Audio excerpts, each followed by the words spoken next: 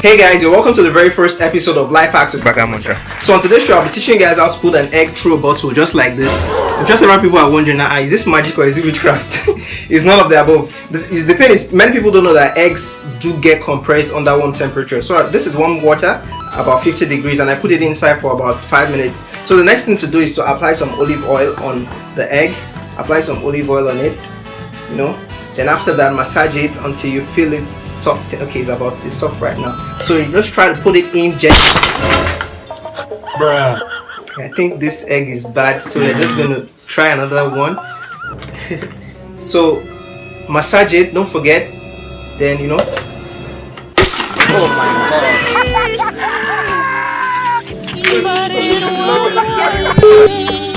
Fuck this shit, man. You're a mobile man.